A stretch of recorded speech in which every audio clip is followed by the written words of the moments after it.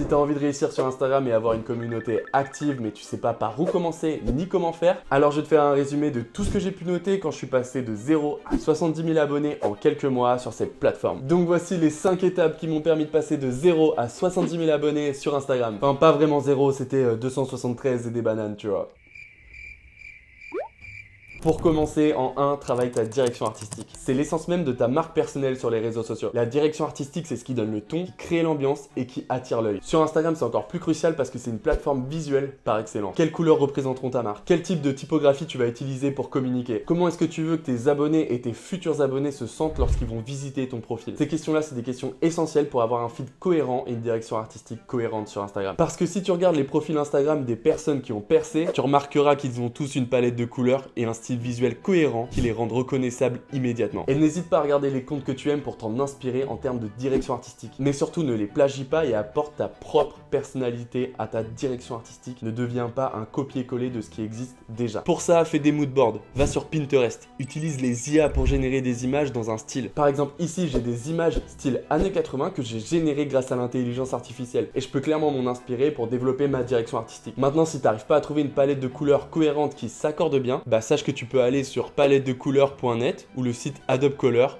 pour trouver des couleurs qui vont t'inspirer et qui s'accordent entre elles. Sois unique à ton image, on va faire du contenu qui va exploser sur les réseaux sociaux, donc autant faire en sorte qu'on se souvienne de toi. Maintenant, si tu es photographe et que tu fais des posts au format photo simplement sur Instagram, essaie de te demander comment les images vont s'assembler lorsque quelqu'un visite ton profil pour que ça soit le plus harmonieux possible. Donc pour ça, planifie tes publications pour créer des motifs ou pour que certaines images se répondent entre elles. Et pour planifier tes publications de façon harmonieuse, tu peux utiliser Later ou Planoly, tu vois, deux applications vraiment cool qui vont te permettre d'harmoniser ton feed. Aussi, développe une tonalité qui t'est propre, qui t'appartient. Pose-toi les questions de savoir, est-ce que tu vas tutoyer, vous voyez, est-ce que tu vas communiquer de façon formelle ou informelle? Et en fonction de ça, adapte ton contenu. Et ouais, c'est pas facile la création de contenu. Maintenant, en 2, choisis un bon type de compte. Alors maintenant, parlons des types de comptes sur Instagram parce que soyons honnêtes, tous les types de comptes ne se valent pas. D'abord, t'as le compte personnel. Parfait pour partager tes photos de vacances, tes selfies et le dîner trop bon que t'as partagé avec Mamie Ginette, tu vois. Mais si tu veux vraiment jouer dans la cour des grands, tu vas devoir opter pour un compte professionnel ou créateur. Et là, je te vois venir, tu veux absolument savoir c'est quoi les différences et je t'ai fait un petit résumé, donc c'est parfait, abonne-toi parce que là, faut le faire, tu vois. Concrètement, le compte pro, c'est le must-have pour les marques et les entreprises. Tu peux accéder à des statistiques détaillées, promouvoir des publications et même intégrer des options d'achat direct. Et du coup, le compte créateur, c'est quoi la différence? Personne comprend. En fait, le compte créateur, c'est le paradis des influenceurs, des artistes et des freelances. T'as aussi des stats, mais avec une touche plus personnelle et une plus grande flexibilité dans la gestion de tes messages et de tes collaborations. Mais surtout, n'oublie pas, le secret, c'est de rester authentique, créatif et d'être toujours aligné avec ta marque personnelle. C'est pas du tout juste une question de savoir quel type de compte choisir. C'est aussi comprendre comment chaque type de compte peut servir au mieux ta stratégie et ta marque. Alors choisis judicieusement et fais en sorte que chaque post compte. Maintenant, en 3, travaille ton profil, c'est trop important ça. Ça, tu peux pas ne pas le faire, c'est... Non, tu le travailles.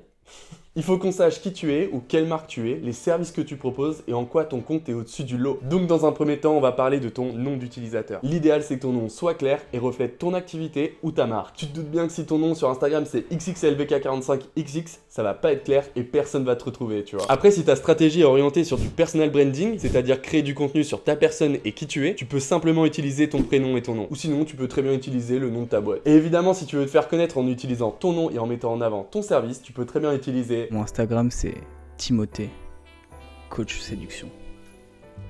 Maintenant, on va parler de la bio. C'est le cœur de ton profil. Il faut que tu utilises cet espace pour raconter une histoire, montrer ta personnalité ou donner des informations essentielles sur ton offre. Il faut que tu penses à inclure un appel à l'action, comme inviter les gens à s'abonner ou à cliquer sur un lien. Tu peux même leur demander d'envoyer un mot pour qu'ils aient accès à un produit ou un service gratuit. Ensuite, les stories à la une. Mets en avant des stories qui définissent bien ton contenu, ta personne ou ta marque. Organise-les par thème pour que les nouveaux arrivants puissent naviguer facilement dans tes meilleurs moments. Présente-toi et présente aussi ton offre, tes services, tes guides gratuits, tes événements, etc., etc. Et comme on a bien travaillé ta direction artistique, normalement tout ça c'est aux couleurs de ta marque avec la bonne tonalité. Et ouais, tout est lié, tu vois. Maintenant, passons à la photo de profil. Elle doit être claire, reconnaissable et cohérente avec ton image de marque. Maintenant, pour une personne, une photo de visage bien cadrée, c'est l'idéal. Fais une photo cool, aide-toi de l'IA pour la personnaliser si tu veux, mais sois à l'image de tes valeurs. Pour une marque, le logo doit être visible, même en petite taille. On doit pouvoir se l'approprier. Ça, c'est vraiment la cerise sur le kebab. Maintenant, parlons des informations de contact. Si tu utilises un compte professionnel ou créateur, tu peux ajouter tes informations de contact. Trop trop cool ça, tu vois. Ça rend la prise de contact beaucoup plus facile si quelqu'un veut travailler avec toi ou si les marques veulent faire des partenariats. Maintenant, on va parler de l'intégration des liens. Depuis peu, Instagram nous permet d'intégrer plusieurs liens sur notre profil et ça, c'est plutôt cool. C'est clairement l'endroit où tu peux rediriger ton audience vers ton site, tes supports gratuits ou ton offre. Mais moi perso, je suis pas hyper fan de l'interface des liens. Du coup, je continue d'utiliser Linktree qui me permet d'appuyer ma direction artistique avec des couleurs personnalisées, etc.,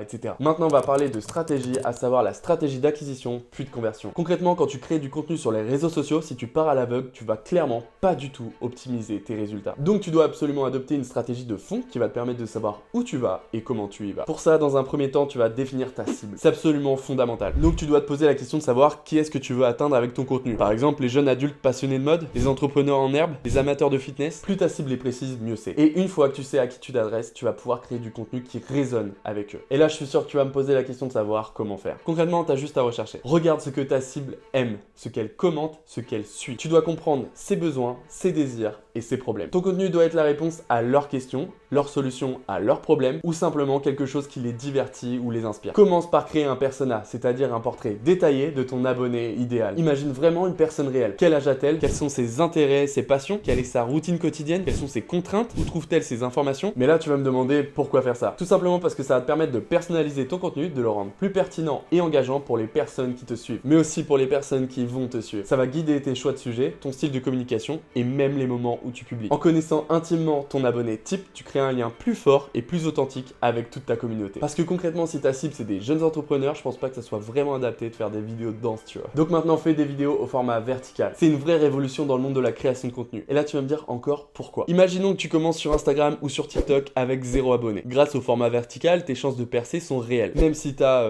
273 abonnés et des bananes, tu peux avoir des vidéos avec plusieurs millions de vues et ça change carrément la donne. Ce format, c'est clairement un tremplin pour ceux qui débutent. Pourquoi? Parce que tu aies 10 ou 1 million d'abonnés, l'algorithme va proposer ton contenu quasiment de la même manière. C'est-à-dire qu'il va l'exposer auprès d'une audience test de 10 personnes par exemple. Et si les 10 personnes réagissent bien, auprès de 20 personnes, puis de 40, 80, etc., etc. Et c'est comme ça que tu fais un effet boule de neige et que tu te retrouves avec des vidéos à plusieurs millions de vues. Et ça explique aussi pourquoi des comptes à 20 000 abonnés font des vidéos à près de 1000 vues. Tout simplement parce que l'audience test n'a pas été réceptif au contenu que tu as publié. Et ça explique aussi pourquoi parfois une vidéo perce un jour mais pas l'autre. Tout simplement parce que l'audience test d'une journée a été différente et n'a pas réagi de la même façon d'une journée à une autre. Donc retiens bien ce conseil, n'hésite pas à republier un contenu si tu estimes qu'il peut faire de meilleures stats. Comprends enfin que le format vertical, c'est pas seulement une tendance. C'est un outil stratégique clé pour étendre ta portée et renforcer ta présence en ligne. C'est une opportunité à saisir pour toute marque ou créateur de contenu cherchant à maximiser son impact sur les plateformes sociales. Donc concrètement, fais de l'acquisition. Du coup, ça veut dire quoi l'acquisition? Concrètement, tu dois faire des vidéos verticales qui suscitent beaucoup d'intérêt dans ta niche. Pour ça, renseigne-toi, fais de la veille, inspire-toi des meilleurs créateurs de contenu et demande-toi pourquoi ce contenu est intéressant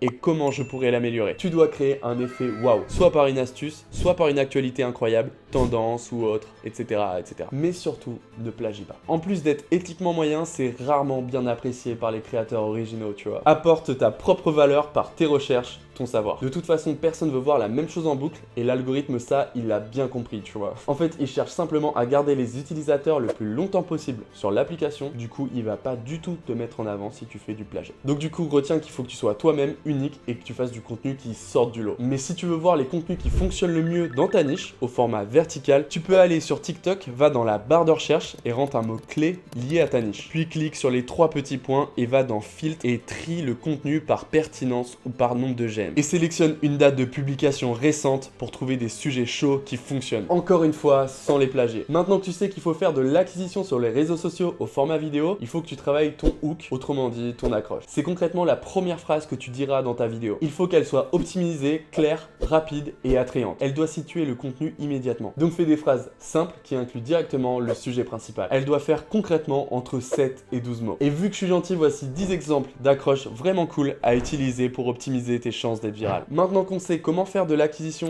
de façon efficace avec une accroche pertinente, tu dois transformer tes abonnés en abonnés fidèles ou en prospects. Et ça, tu peux le faire en postant ton offre, en humanisant ton compte et en postant des avis de clients satisfaits. Maintenant, comment le faire? Tout simplement en mettant des posts qui te placent en expert de ta niche, mais aussi avec des stories story que tu mettras à la une par la suite. Tu viens informer tes nouveaux abonnés de tes services, de la valeur que tu apportes sur le marché et derrière tu les convertis en abonnés fidèles ou en clients. Et tout ça appuie ton positionnement d'expert dans ta niche. Parce que qu'on se le dise, personne ne veut avoir accès à une personne qui maîtrise peu ou moyennement son sujet, tu vois. Imagine simplement un médecin qui maîtrise moyennement son sujet, je pense que tu iras jamais le consulter parce que tu seras pas hyper en confiance. Et en fonction de ta tonalité et ta marque, n'hésite pas à faire des stories qui humanisent ton compte. On veut avoir affaire à de l'humain. La communauté apprécie quand on voit la personne, ce qu'elle vit, des anecdotes de sa journée, etc., etc. Maintenant, je vais te parler d'une nouvelle pratique sur Instagram, le carrousel vidéo. Sache dans un premier temps que l'algorithme d'Instagram est évolutif et s'adapte. Du coup, il fait en sorte d'écouter les utilisateurs qui se plaignaient de ne voir que des reels dans leur feed. Donc les créateurs de contenu aujourd'hui l'ont bien compris et font un mix en faisant un carrousel avec une photo et une vidéo. L'objectif avec la miniature, c'est d'attirer les utilisateurs pour qu'ils aient accès à la vidéo en swipant tout simplement. Tu peux utiliser cette méthode dans ta stratégie de contenu et tu peux même l'essayer avec tes anciens reels. Concrètement, essaye de les republier avec une miniature que tu as générée sur Canva par exemple. Et poste une nouvelle fois le contenu et dis-moi si tu fais plus d'interactions que la première fois où tu avais publié. Maintenant qu'on a vu comment définir sa direction artistique, quels étaient les types de comptes à utiliser, comment bien optimiser son profil et surtout comment utiliser une stratégie efficace, je vais te présenter un planning idéal à suivre pour développer ton audience sur Instagram. Dans un premier temps, essaye de publier entre 3 et 5 reels par semaine pour acquérir une audience large avec des sujets viraux. Ensuite, publie 2 à 3 posts classiques ou carousel par semaine qui présentent ton offre, des avis clients et intègre parmi ces posts au moins un post par semaine de carousel vidéo sur des sujets viraux de ta niche. Puis génère environ 2 à 6 stories par jour pour humaniser ton compte et être actif aux yeux d'Instagram. Voilà, maintenant je pense que tu as tous les éléments pour passer de 0 à 70 000 abonnés sur Instagram rapidement. Alors certes, c'est des efforts à fournir, mais ça en vaut la peine, ça va permettre de développer tes opportunités professionnelles et c'est clairement pas à négliger. Et si tu veux en découvrir davantage, je te laisse un guide gratuit en description pour apprendre à créer du contenu à potentiel viral sur les réseaux sociaux. Maintenant, tu peux rejoindre mon Discord dispo en bio qui réunit les nouveaux créateurs de contenu qui ont envie de réussir sur les réseaux sociaux. On va pouvoir échanger sur des astuces, des tips, des tendances de création de contenu, donc fonce voir, c'est gratuit. Merci en tout cas de m'avoir écouté, je te dis à très vite pour de nouvelles vidéos. C'était Nolan de Création Singulière. Ciao!